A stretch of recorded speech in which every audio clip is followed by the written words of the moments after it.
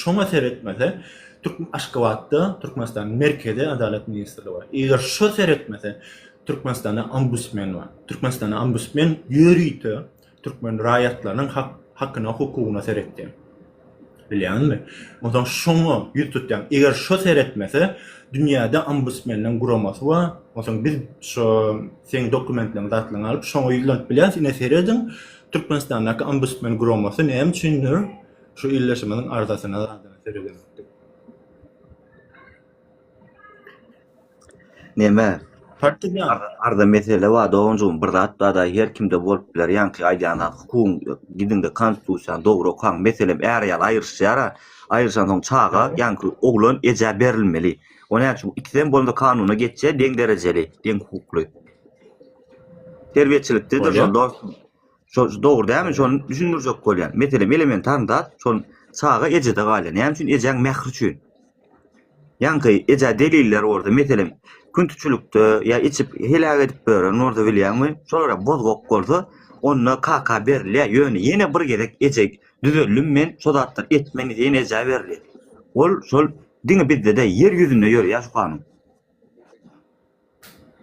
bolýan meň meselem ýok. O mesele boýunça ýöne partizan şo Türkmenistanyň içinde meň habarlaşan illeşlem olar daşar ýurda çykyp bilenok.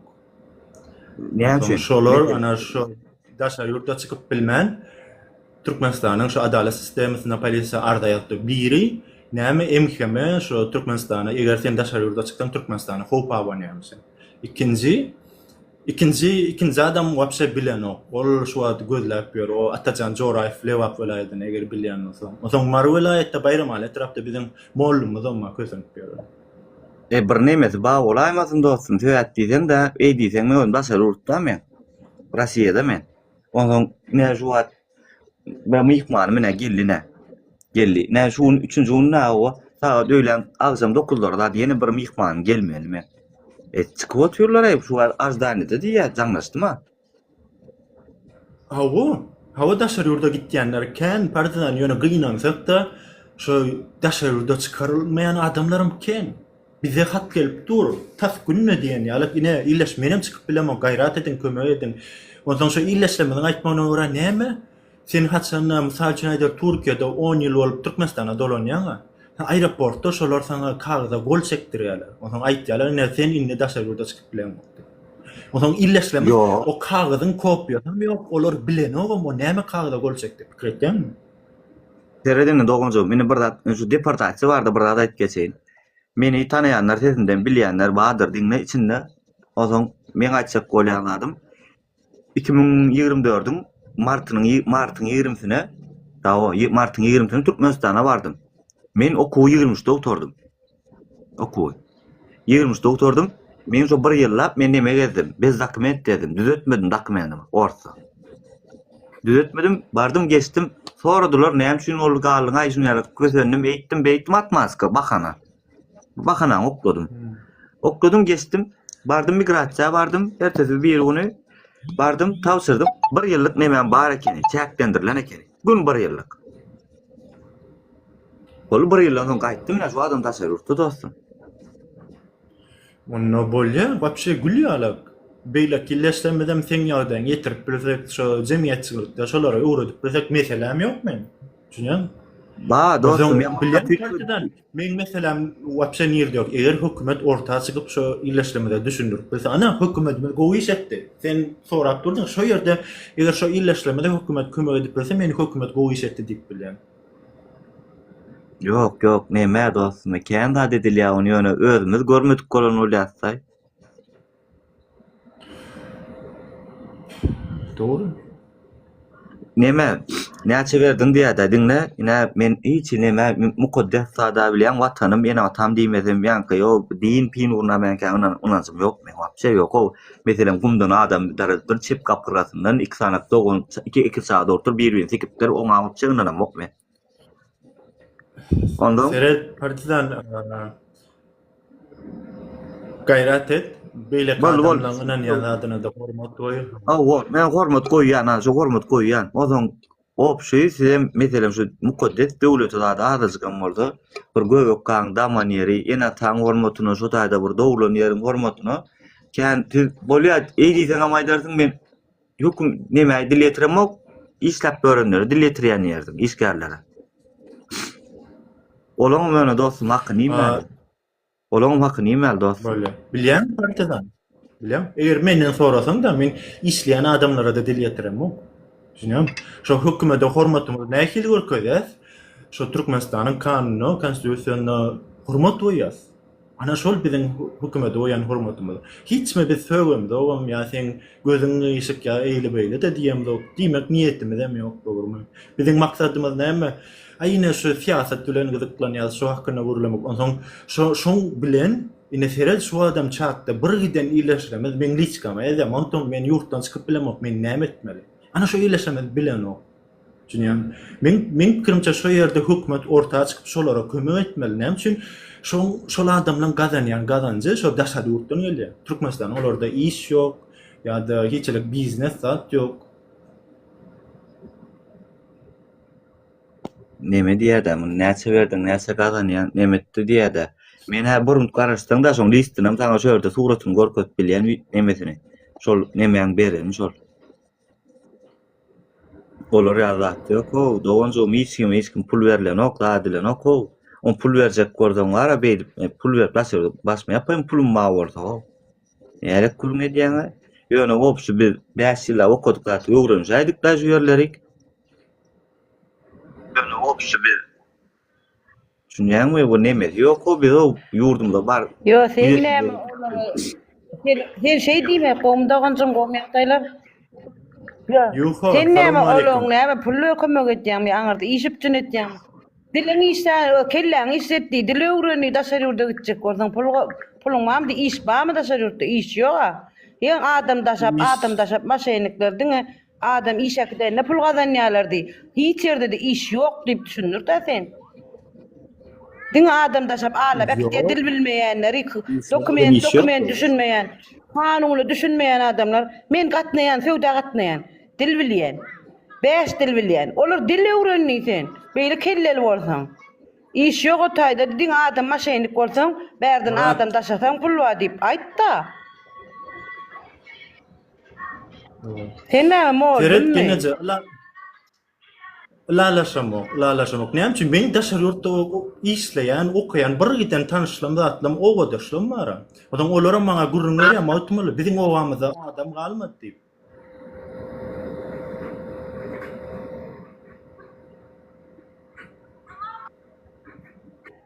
Alo.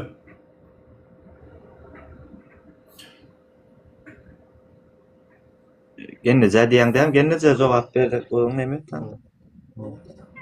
Bar adam almatdy. Yok, adam almatdy. Wa biziň owamyzdan giden ýok. Gidenler mara dil bilmeýän, ýene bilmeýän, ýygyna gelirler bar diýip portlar. İşem ýok eken aňyrda diýip. İşem ýok, okudan işlemeler, işlesen okumalar. İş ýok aňyrda, ýalan söýläp iş bar diýip, allap, ekitýärler okuwa diýip. Okujak bolsaň kelläň işide, şaýda da okap bolýar ha. Näme adam daşap, beýle sen ýylyň arkasynda durýan, ha kömek edýänmi? Jaýa berýän bolary. Eger menden soraýan olsaň ýok, men onu ýala kömek edemok. Bu kömek etýänmi? Näçe $1000 kömek etdiň? Şunça da ardan aýtýanlara kömek etdiňmi? Kömek edemok. Ýöne olar arzyny aýtýan, soň men köpçüligi şolaň arzyny ýetirmene kömek etýän. Onsoň genelde sen näme pasolstwany? Adwokatmy, sülçümi, prokurormy, suwtmy sen? Men adwokatym da, sülçüm da, ýöne men jurist. Ýok, sen birinji ondan soramaly, sen näçe dil bilýän, näçelik bilen gatstadyň, gutordyň. Näçe daşary gidi bilen ok. Znaçy sen bilimiň pesdirdi, dil bilen oksuňdy. Şoň üçin gidi bilen ok diýsen. Yok, genece. Türkmenistanda var, men bilen habarlaşan migrasiýa barýan bolyn. Genece. Türkmenistanda var, men bilen habarlaşan bir giden adamlar var. Odan şolar ýurtdan çykyp bilen oklar. Näme üçin? Aeroporta baranda şolar hat berýär, şolam eline inesen hökümet tarapyndan ýurtdan göýberilen ok. Bolmasa ol adamlarda viza var. Bolmasa ol adamlarda iş tanşyryp Soraq jogap geçelene. Olar bara biz de sakowla burla bilen okýar, ikisi çaty bilen okda. Sen eger gurlap bilmesen onu Türkmenistan'a yaşamalı değil mi? O gurlap Atılıyor. bilmedi. Kanundan Burada emedi var ha? podozrenie da bardyr. Podozrenie da bardyr. Onuň üçin bolmaly. Şundan neme gitdi? Şubhasy var. Edip biler onu. Sol adamdan şubhasy var. Bolýar. Onu partiýadan eger kanuny şubha bar bolsa şu adamlara görkezmeli. Ine hökümet sizde şu şubha wazat diýip hökümet şu ortaga çykyp düşündirmeli. Ýöne partiýadan terip bir zat aýdaýyn. Adamlar ne gurlap bilen ok diýip olary iýsiz goýaýjakmy? Sen ol adamlar maňa gurulmaýan zat, maňa eger men daşar ýurda gidip bara azajyk pul gazanmasam Türkmenistanda men işim ýok, Türkmenistanda men gizlesem ýok. Pikir etýän näme etmeli olar Türkmenistanda? Neme magtumly haýyş gaýrat et her şey olabilir tanzymy diýen gaýrat et neme it zat diýip meni tanýdym kim kiçetmädi neme degen o hiç kim tanýdy. Her şey olabilir diýe. Böyle. İlles, 5 mund, pinjalyan. Hava hiçlik söwünmek gerek ya illesler. Hiçlik söwünden gaýra. Geldim partiýadan. Yo neme bu men aýtsak bolýanlarym men uradaýdym, paýlaşaýdym efiri. Neme de dostum bir wara bir ters sürüjüm oturup bara gece uny uğraşdygym äkimiz bir ara geljek tadymy diýok. Yo, partiýadan hiçlik ters Dowzakma o aýal dogan çykmaly dälte soram bardy da şu aýal doganymyza. Doganjyma soram bardy da. Ay ben daşary ýurtda Kaýsy owakar? Öýümde gaýdalyň işsiz kul bolup ýatalyň, öýümde gaýdalyň gaýtmaň bäri daşary ýurda. Owasyny sorajaktym şu an. Dil bilmedik yurttaşyna çykmaly dälmi ki? Şonu sorajaktym. Hawa gandym o diňe dil bilmekde ol aýtdy ay soraw çekenne sakulap jogap berip bilmeýän. Ne eger jogap berip Men bilmesen näme üçin sen soraw hakyň çekmeli? hukugy Näme ýok. üçin soraw çekmeli ne? Soraw. Onu partizan aýtdy da, Hawa, partizan soraw sana çekmek soraw. üçin- Näme üçin meni soraw çekmeli? Men soraw çekmeliyim dedim sene podozrenie var diýdim. Podozrenie şu soraw çekmeli diýeniň de indi näme üçin meni podozrenie näme etmeli aýdan? Tebe wadyr da dostum ýanky şol adamlaň. Bolýar, men näme yüzüm plasmas egri diýelim de, gyşyk yüzüm. Yo yüzde Sebebi de diyelim. yüzde de eden işinde ýaşaýsyň da sen. Yüzde de ol. Yaşayışımda napır men yaşayışım başkasını kızıklandırmaz. Aydalım her gün içip keyif edip yaşayan. Hiç kime de azarım yok. Kanunan bozamak. Öyümde içeyen. Ya yurttaşına da çıkıp var yani men. Üstümem yırtık. Türsümem görünüm otur. Balağım yırtık. Yöne yurttaşına gezmene var yani. İşlemene baram yok. Ene padazire ne sana? Çıkartır nokta ile gülk edip. Şunu yarak bizden çıkıp var Ne ya. için? Ne için gülük edip çıkarası gelen o? Türkmen pasportta ne Moş işin var? men cinsim modadır. Şonyalı yırtık modası var.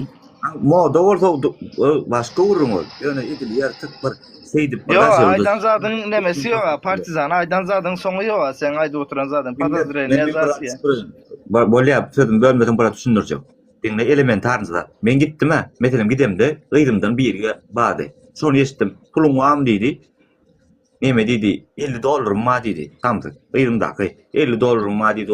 $50'dan daşar urttu. Götümü kaydıydın hadi. Uğrattılar sonra. Benim orada uğratacak sonra. Vay. Moş Öyle, moş bu istiyor. bar oturan yurdun aeroportunda doğanı zaten karşı oturandır. Belki de $10.000 yurdun önünden çıkacaktır. Bilen o. Şonu soraman götün verecek mi yurttaşına deyip aytmana birinci de hükümetin hakkı yok onyalı bir vatandaş aytmana. Ay men diýdim da son men niýen sonu. Olar edip biljese dilenidi. Bar ýer gıydığına gaýt diýdi. Ha o diýdi näme? Men gürlesin bilen salam aleykum. Güle. Karoçy bir zat var, ýa bir kanun var diýär, men bu zatlar aýtdym da partiýadan. Olsa ikinciden haýsy kanunna var, pul sorulýan aeroportda. Haýsy kanunna var. Men maňa şunu aýtdana. Kanunna barmy şon? Aeroportda barmy? Var aeroportda duran. Men dokumentim barmy? Pulum barmy? Hakkı ýok. Seret doğrusuna. Käbir yurtlar hakykatdan hem sonra ya. Käbir yurtlar hakykatdan hem sonra. Mysal üçin häzir sen turist viza bilen Fransiýa barsaň, şo ýerdäki adamlar sorap biler. Elinde sen turist bolup ýaşamak üçin yeterlik pulun barmy? Eger yeterlik pulun ýok bolsa sen ýurda gelip bilen o. Tüm oğlum men yeterlik pulum bolmasa meni Fransiýa gitip näme deýin? Onu Yo açık bilen standart boyunca käbir ýurtlarda başyda. Şolar sor ya, näçe pul getirdin? Yo soralyp ya da indi Türkmenistanykyny sorap ötürde bulan bilýän Türkmenistanda şonýa kanun barmy diýip soraýar. Onun hakkı yok. Vapşe kanun diyen zat var. Men 8 burçluk näme şunu deripimizde. Men 4 tarafım 8 tarafım açık diýip dur. Men lübo ýere gidip bilýän asuda men. Azat men. Ay mena dostum dinle elementarınca da hatta bir vizası düzü özü göt düzü adamın da ýygyna gaýtarylyny eşitdim oý mene. Bir sany kim o TikTok'ta çıkar bir oğlan Türkmenistan içinde yurt dışına çıkaran oklar zat diýip. Onda onun Ay, kemçiliği barmy ka? Badır dostum, Badır. Floki diňe bir iki tane, men tanıyan 3-4 adam bar. Yo indi şu TikTok'ta görünen üçün dedim de bir saniye deyip o kendileri bir ara ne ettiler bu İran İsrail atışıp yorke yurdun içindekilere ne mediptiler indi bilmedim o maşyestiva da bolup biler o adamla pulunu alanlar ama şonyalı çıkaran bolup biler işte dünyanın hem yerinin aeroportları yapıldı yurttaşına çıkmak bolan ok zaten o adamları aldı ama kaytaranlar boluptur da şonyalı edip bilem. Bakay sen bilen dawamam yok, zatymam yok agam. Ýöne üstüme gelip durma. Gidip direkt bak. Yo üstüne baramak mesela soru verdim üstüne onu anlamam yok mu? Senin dostum, men hazır Russiýadan deport diýsem la, maňa bar döwletlere çykmaga deport berýär. Maňa näme diýýän sen? Şonu wara, aynen. ýönçalak meselem diňle bir zat da, meselem men Russiýadan dobrovolny çykyp gitýän. Russiýa maňa deport basanok, Russiýaň özü. Russiýaň özü, meselem saýyuzluklara basanok ekeni. Men barp aňarda barlatdym, men ýagam düşünürdim. Ýöne hökümet bir ýyllyk näme diýäkeni. Podozrenie diýip alaýarlar şonu näme kanuny bolsun bolmasyn diýip hökümetiň öz. Hemme ýurtda başy özçe kanuny bar dost. Diňe bizde däl. Şu meselem ortada şonu Men hökümetim men tarapymda bolmaly dämi? Ya Russiýaň tarapynda bolmaly. Yo, Benim raýat. düşünmedim. Yani bizimki bir yıl deportasiýara, meselem şonýal kanunlar, şoňa meňdeş kanunlar Russiýada da bar. Belarusda da bar, ýetkeşkenler ölçe kanunlar. Şunýam her ýurdunky bar dost. Onu bolmaýan onu ýazır. Şeýten her ýurdun öz nemesi bar. Heret bir zat aýdan partidan şu men ýaşaýan ýurdumda Filippinne. Şolarda da şu sistemi bar. Mysal üçin aýdalysy bir adam aeroportda barsa, onsoň eger aeroportdak adamlar şol adam näme garyp bolsa, onsoň şol adamyň iş dokumentleri düzgün bolsa, Filippin şonu daşary ýurda goýup berenok. Näme üçin? Sebäbi şu ýerdäki ada ýurtlaryna gulçuluk ösen. Myanmarda, Taylandda, Laosda gateröt gulçuluk ösen. Onsoň Filippin hökümeti ine biz sizi gulçuluga eltmezlik üçin ýurtdan goýup berendik diýip. Şolar saklap bilýär. Ýöne eger berde sen saklanıp galsaň, sen özüň gollamak üçin bir juristler we gurumalar we menial çykyş etýän blogerler we. Emma Türkmenistanda şol ýok. Şol biziň meselemiz. Ba dostum, advokatur işleýär olurdy. Advokat işleýär, näme üçin işleýär? İşlemedmi? Gözüm bilen görünýär mi dostum? Biz tarapda diňe turistler vardır görseň. Diňe gelýärler turist hiç Advokat işlemeýärler, partizan onýal diýme. Murat Düşeýewiň näme şu adwokaty maşgalasy bilen görüşmäne goýmadylar. Haksız ýere otur mesele Murat Düşeýew. Advokat işleýän bolsa näme üçin advokat onu suwda näme bolany, näme gürleşilerini hiçbir şekilde aýdyp berenok çıkıp maşgalasyna. Näme üçin basylaryny bilen okla, bilýärmi? Näme üçin basylaryny bilen okşaladı. Näme? O koronavirus urda edip şu maskada çeýip beren adam dämi? Owa. Diňle oň nemesi bara, on ýalap gara diňe biziň ýurdumyzda da hemme ýurtda da bar. On ýaly edil, onu nice gördüň hemme ýurtda da. Şol adam näme üçin oturuny bilýän bolýar. Birinji sapar aýdalym, näme diýdiň diýelim. Hakykatdan ham. Bilmedim indi kanunda barmy ýokmy, onu bilemok men. Video zat çekilmeli däl, waýenni prokuratura diýär, waýenni bölegler, zolaglar bolýar da zonalar. Şu taýlarda video çekdi diýip näme etdiler mana. Bahana ettiler de aslında o daşoz tarafta tutup aldılar. Indi neyse onu bahane edip bastılar diyelim. Indi oturdu bu. Cezasını hem doğru gutordu. Berilen cezanı gutorandan sonra şol adam çıkıp goýýarmela indi onu.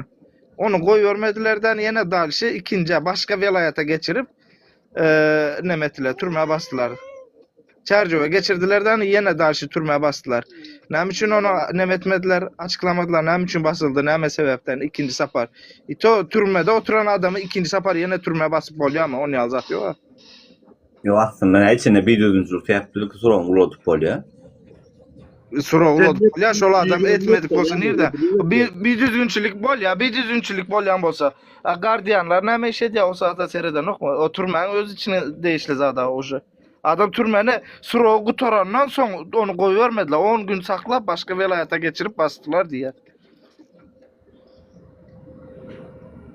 Ey, şolu adam ara hükümede ol bu hukuk talyan adam da ne emetsi onu koyuyor. Ama hükümet bir adamdan korkuyor ama hani hükümet nemete kanun nemedip de kanun çıkaran ve yerine getirici bilmem ne ders tane ayağı var. Bir adamdan mı çekiniyor hükümet? Delfin sonucu oluyor ama. O delfini bir yara mı? Yok o değil delfinin nemesi de o başka biri. Son Ya adam adam neme vardı yine Melik vardı student Rusya'dan akidildi. O o. neme Melik'ten mi korkuyor hükümet? Onu kulluğa gitmedi zaten Bolya'da izinden Bolya kulluğa gitmedik olsa kulluğa uğratmalı kendiler. Ne için türmeye bastılar onu? Uğraşan bakan ettirip. Men aydayın men bir yeni orada gayt yani. Bana diyen ya sen men aklım çatan o. Yönü men aytsak koyanladım. Hemme yurtta bazı da şu hareketler diyen. Onu beydi. Hemme yurtta yok onu aldım hemme yurtta yok. Ayten yurtta bak şu var. Evren buradan değil mi? Advokat Men nemede Uruguay'da. İşlev atıyor advokatlar. Doğru aytsa. Ayna da pulolya işlepdi. Yönü işlev atıyor.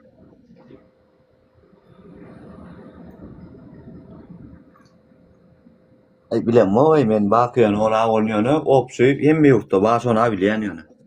Yankalı. Sen fikir ediyen mesela tutay libo yurt men şu yurt demokrasiya orayani hemme de hukuk diyor yani tut bir mi? Sare.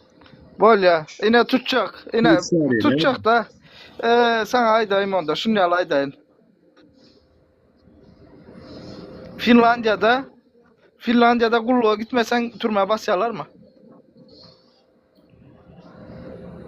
O öz kanunu o ne manidaşta oturan. Hemme yurtta var diydin ya sen. Hemme yurtta var diydin ya. Ben hep sana sordum yine. Men netim nidaşta oturan. Niye yok nidaşta oturan? Yok Seret. Biri bolup biler. O ben düşünüyorum onu. Amerika'da da yine 60 yıl mı bir zat oturup çıktı. O yona yanlış delillendirdiler. Onda Seret şunu bir zat var. O şayatlar bolyara şayatlar şulu adam ben şu tayda gördüm deyip suudu neme diyorlar. Yanlıştır diyorlar. Düşündün mü? Haberde şayat yok ortada. Düşündün mü? Şayat yok. Suud karar veriyor. Boldu. Suud'u yanlıştır diyorlar. Ondan sonra bolya şu yanlışı düşünenden sonra Suud. Ola adamı türmeden reski çıkar ya. Üstüne de neçe milyon dolarım tazminat diye pul төлeye. Sen diye jizinin ne ettik karoçi yaktık diye de boynunu al yaş onu. Düşündün mü? Şu hakimiyet olsun, Suud olsun. Haberde ortada şayat yok. Adamı durup dururken basyalar. Hiç hilem açıklama yok. O tayda açıklama var. Hiç olmasa bir kız olsun ya bir adam olsun. Ben şu adamı şu tayda gördüm diye. Onun hem sözüne inanıp karar vericiler karar veriyor. Yöne son yanlışı düşünen son boynunu al yara şu hükümet. Peydatı ne mi 60 yıla ben vurum koyduran tamam.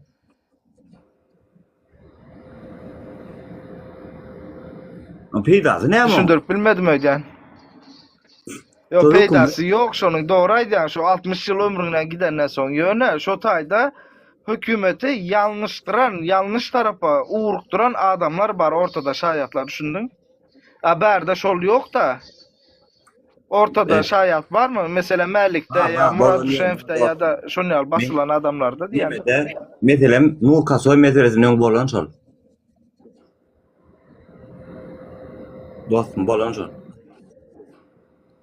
Onu neden bolan şol? Kasoy meselesini bilem o. Ne mi oldu? Onu bilem ok ben Nur Kasoy meselesi. Oturmaya yerip personel bir yok yanlış informasyon yapıp çıkarılan şolam. Tapar Murat Niyazi aydan çıkarın deyip çıkarılan şolam. Ba. Hemme yurtta bazı olsun mu sen yan aydan zatlarınız var ha meselem. Ba, ýöne biziň ýurdumy diýene gül ýala. Ko, onu bir az oldu asman ýerde men bollamok diýen hem uruşturmayan uruşturma. Ol bu ýurtmy men ordum özüne ordum mäzir uruş üstüme atylyp duran Bilýärmi? Bomba atylyp duran Jitla diýilen Ýöne umumy aýtsak bolýandadym. Bir neme var diýjek bolýan. Bir Ya sen düşünemem ben var ya şu asuda asman bomba atılan zat dedim mi? Ne mi düşünemem ben. bizekler diýär, mesela Masuda asman esas saat diýär, bilýärmi türkmenler. Yok, onu seyretmeliler Şu ordun ödünne de uruş edip duran ýurdan bolsa üstümde bomba ýagan Men onu gollaýan, ýöne ýanky zatlar var. Meselem halka seyredilen näme dilen halk ýygyp bör, näme ýalan urrum Ýerde ýygyp bör. Men aýna tam ýygyp bör. Onu aldıyma partizan seyret hiç açam onu aldıyma. Sen hazır sen tarafından doğru. Sen tarafından sen aýdyp bilersin onu al zat ýok diýip aýdyp bilersin. Bolýa men hem goşulaýyn aýdaýyn 10 kişi bolalım. Ýöne sen berde 1,5 milyon halkın dur 1,5 milyon halkın hakkını ýýän soň. O näýli neme edip berenler var ýurtdaşyna emme kimseň ýaly ýaşanok.